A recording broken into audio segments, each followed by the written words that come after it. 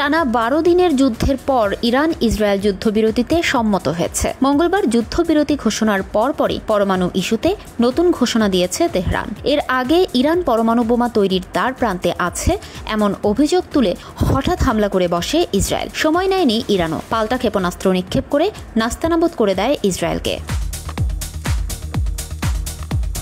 ইরানের হামলায় যখন দিশেহারা ইসরায়েল, ঠিক সে সময়ে তেহরানকে বেকায়দায় ফেলতে B-2 বোমারু দিয়ে গুরুত্বপূর্ণ 3টি পারমাণবিক স্থাপনায় হামলা চালায় যুক্তরাষ্ট্র। তবে পরমাণু কেন্দ্রে হামলা নিয়ে দমে যায়নি ইরান। ঘুরে দাঁড়ানোর সব পরিকল্পনা শেষ করছে দেশটি।